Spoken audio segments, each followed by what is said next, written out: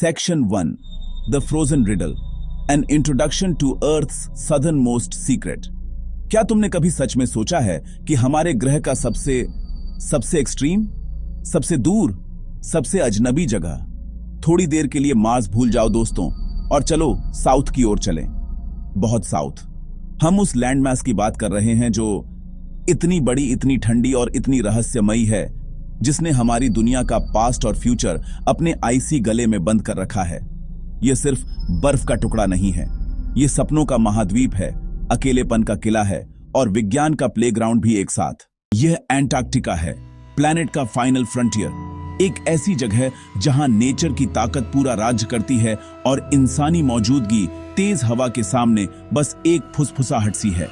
आज इस बढ़िया दिन पर फरवरी 25, 2026 हम एक्सपीडिशन पर जा रहे हैं। स्नोमोबाइल स्पार्कास नहीं, बल्कि वर्ड्स और इमेजिनेशन के साथ।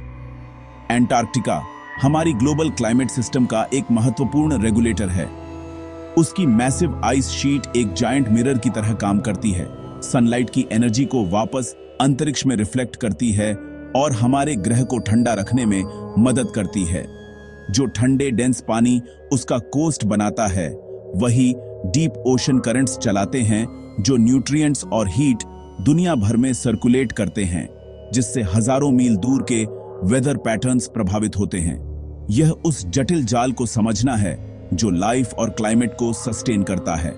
मुंबई की भीड़ भाड़ वाली सड़कों से लेकर हिमालयास के शांत गांवों तक।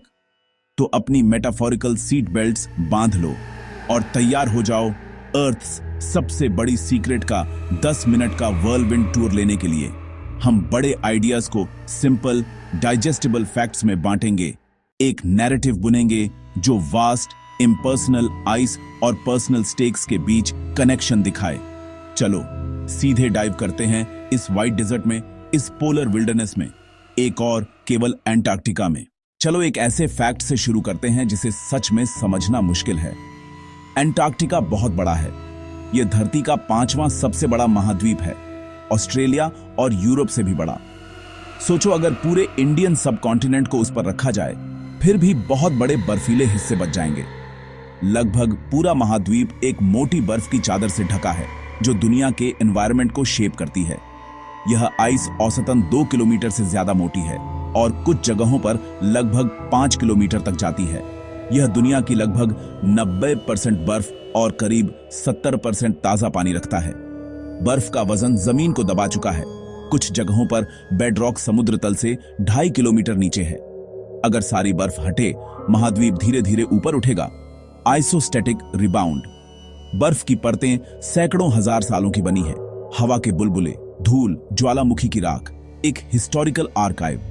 साइंटिस्ट्स गहरी आइस कोर्स ड्रिल करते हैं, पुराने क्लाइमेट्स का रिकंस्ट्रक्शन करते हैं, एंशिएंट एटमॉस्फेयर्स का एनालिसिस करते हैं। यह टाइम कैप्सूल हमारे फ्यूचर की चाबियां रखती है, क्लाइमेट हिस्ट्री की एक जमी हुई लाइब्रेरी। एंटार्क्टिका एक डायनेमिक जियोलॉजिकल सिस्टम है। बर्फ, चट्टान और ग्रेविटी के बीच धीमा मगर निरंतर नृत्य। अगर तुम्हारी विंटर सुबह ठंडी लगती है तो मैं तुम्हें एक नया लेवल ऑफ चिल से मिलवाता हूं। एंटार्क्टिका असली तौर पर दुनिया की सबसे कोल्ड जगह है। इंटीरियर में औसत करीब -57 डिग्री सी। रिकॉर्ड सबसे कम तापमान वोस्टॉक स्टेशन पर 1933 में -89.2 डिग्री सी, 138.6 ऐसी ठंड में उबलता पानी हवा में फेंकते ही बर्फीले बादल में बदल जाता है। यह सबसे विंडी महाद्वीप भी है।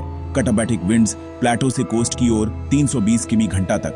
ब्लिजर्ड कंडीशंस में विजिबिलिटी शून्य हो जाती है। इतनी बर्फ के बावजूद एंटार्क्टिका दुनिया का सबसे बड़ा डेजर्ट है। प्रेसिपिटेशन बहुत कम। अंदरूनी प्लेटो में सालाना औसतन 200 मिलीमीटर से भी कम। डेजर्ट का मतलब गर्मी नहीं, कम वर्षा। एक पोलर डेजर्ट, बहुत सूखा, बहुत ठंडा। सर्दियों में महीनों की पोलर नाइट, गर्मियों में मंथ्स लॉन्ग मिडनाइट सन। यह लाइट डार्क साइकिल जीवन की लय और रिसर्च के काम को नियंत्रित करता है। एक्सट्रीम कोल्ड, तेज हवाएं और ड्राइनेस, एक ऐसा एनवायरनमेंट जो लाइफ के लिए बेहद हॉस्टाइल है। फिर भी यहीं से शुरू होती है जिद्दी जीवन की कहानी। इतने सख्त एनवायरनमेंट में आप सोच सकते हैं कि एंटार्क्टिका सूना है, लेकिन यह गलत होगा। लाइफ जिद्दी है। सबसे आइकॉनिक निवासी पेंगुइन्स, एडिली, चिनस्ट्रैप और एम्परर। वे सर्वाइवल के मास्टर हैं। घने वाटरप्रूफ फेदर्स, मोटी ब्लबर और सोशल हडलिंग उन्हें गर्म रखते हैं। जमीन ज्यादातर खाली, पर मॉस, लिकेंस और 2 टाइनी फ्लावरिंग प्लांट्स मौजूद हैं। सदर्न ओशन की ठंडी जल लाइफ से भरी क्रिल फूड वेब की नींव, किलोमीटरों तक फैले झुंड। वेल्स, सील्स, पेंगुइन्स, फिश, सी बर्ड्स सब क्रिल पर टिके हैं। वेडल सील 600 मेमेथर डाइव, 1 घंटे से ज्यादा सांस रोके। लेपर्ड सील्स, एपेक्स प्रेडेटर्स, यह जगह जंगली है। सी आइस क्रिटिकल हैबिटेट है। पेंगुइन्स का ब्रीडिंग प्लेटफॉर्म, सील्स के हॉल आउट्स, नीचे एल्गी, क्रिल की रसोई। सी आइस की एक्सटेंट और टाइमिंग बदलने से फूड चेन के हर लिंक पर असर पड़ता है। यह अद्भुत अनुकूलन की कहानी है और बढ़ती वल्नरेबिलिटी की भी। एंटार्क्टिका की सबसे बड़ी खासियत उसकी आइस है और यह स्थिर नहीं, यह बेहद ढीली मोशन में है। अनगिनत ग्लेशियर्स इंटीरियर से समुद्र की ओर ग्रेविटी और इमेंस प्रेशर से बहते हैं, मीटर प्रति वर्ष। ये साइलेंट जायंट्स चट्टानों में गहरी घाटियां काटते हैं। कोस्ट पर ग्लेशियर्स विशाल फ्लोटिंग प्लेटफॉर्म्स बनाते हैं। Ice shelves, Ross ice shelf रफली फ्रांस के आकार की, ये बॉटल के कॉर्क की तरह पीछे के ग्लेशियर्स को रोकते हैं, समुद्र में बहना धीमा करते हैं।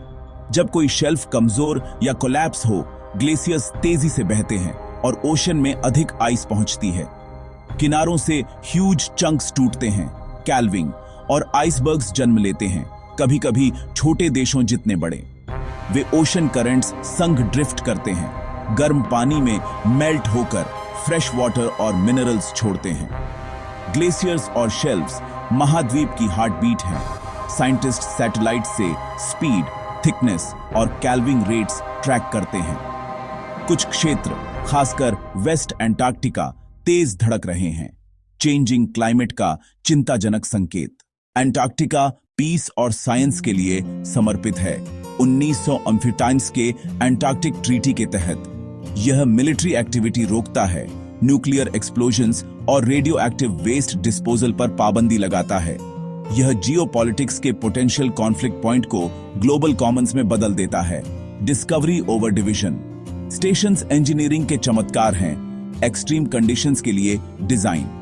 यहां ग्लेशियोलॉजिस्ट्स, बायोलॉजिस्ट्स, ओशनोग्राफर्स, जियोलॉजिस्ट्स और एस्ट्रोनॉमर्स काम करते हैं। Months long missions. Deep ice course, 800,000 plus साल पीछे तक, CO2 में बदलाव और ग्लोबल टेम्परेचर्स से उनका रिश्ता। सब ग्लेशियल लेक्स और ड्राई वैलीज के माइक्रोब्स लाइफ की सीमाओं पर इंसाइट्स देते हैं, मेडिसिन और एस्ट्रोबायोलॉजी के लिए। साइकोलॉजिस्ट सीखते हैं कि क्रूज आइसोलेशन और कंफाइनमेंट कैसे झेलते हैं। मार्स मिशंस के लेसन्स। हर मायने में एंटार्क्टिका अन्य दुनियाओं की एक खिड़की है। आज यहां इंसानी मौजूदगी अस्थायी और उद्देश्य प्रधान है, परमानेंट शहर नहीं। समर में 5,000 लोग, विंटर में 1,000 से थोड़े ज्यादा बहादुर। टूरिज्म भी रेगुलेटेड रूप में पहुंच चुका है। एक्सेस और प्रिजर्वेशन के बीच संतुलन जरूरी है। कल्पना करो एक दुनिया जो सिर्फ 2 रंगों में रंगी हो, बर्फ की तेज सफेदी और समुद्र आकाश की गहरी नीली। यही पिप का संसार था, एक एम्परर पेंगुइन चिक, पिता के गर्म पैरों के बीच। हजारों पिता हडल में, ब्लिजर्ड्स, सब जीरो, बिना खाए, माताओं की वापसी की प्रतीक्षा। पिप ने मां को आवाज से पहचाना। पहला खाना रिगर्जिटेटेड फिश और क्रिल। जैसे जैसे बड़ा हुआ, डाउनी फ्लफ छूटा, स्लीक वाटरप्रूफ फेदर्स निकले, अजीब वॉडल्स, आत्मविश्वास भरी स्ट्राइड्स बने, बेलीज पर टोबॉगनिंग भी। एक दिन पिप किनारे खड़ा था, नीचे गहरा ठंडा पानी, डर और उत्साह साथ। गहरी सांस, छलांग, पहले ठंड का झटका, फिर आजादी। अब वह पानी में उड़ता ग्रेसफुल टॉर्पीडो था। उसने फिश का पीछा किया, लेपर्ड सील की परछाई से बचा, सदर्न ओशन की लाइफ के बीच खिल उठा। अब वह सिर्फ चिक नहीं, वह आइस का एम्परर, एक सच्चा सर्वाइवर था, और उसकी तरह अनगिनत जिंदगियां इसी बर्फ और समुद्र के तालमेल पर टिकी हैं। ग्रह गर्म हो रहा है और सबसे तेज असर पोल्स पर। ईस्ट फिलहाल अपेक्षाकृत स्टेबल, वेस्ट एंटार्क्टिका और पेनिनसुला बदल रहे हैं। ग्लेशियर्स तेज, आइस शेल्व्स नीचे से पतली। ग्राउंडेड आइस के ओशन में जाने से सी लेवल्स उठते हैं। थोड़ी बढ़त भी तटीय समुदायों के लिए विनाशकारी। बाढ़, तूफानी सर्जेस, इरोजन, सैकड़ों मिलियन लोग जोखिम में। अंटार्कटिका में इतनी आइस है कि सैद्धांतिक रूप से सी लेवल बवसर 8 मीटर बढ़ सकता है दीर्घकाल में। सी आइस का टाइमिंग और एक्सटेंट क्रिल की नर्सरी और पेंगुइन्स के ब्रीडिंग प्लेटफॉर्म के लिए क्रिटिकल है। 2022 में एक एम्परर कॉलोनी में अर्ली ब्रेकअप से कैटास्ट्रोफिक ब्रीडिंग फेलियर दर्ज हुआ। विज्ञान साफ कहता है मुख्य ड्राइवर मानव गतिविधि, खासकर फॉसिल फ्यूल्स। मतलब रास्ता बदलने की ताकत हमारे पास है। क्लीन एनर्जी, एनर्जी एफिशिएंसी और इकोसिस्टम्स की रक्षा से वार्मिंग धीमी कर सकते हैं अंटार्कटिका और हम सबको एक फाइटिंग चांस। अगर यह यात्रा तुम्हें छू गई है, इस कहानी को साझा करो, इसके बारे में बात करो और बदलाव में भाग लो, क्योंकि अंटार्कटिका की रक्षा हमारी रक्षा है।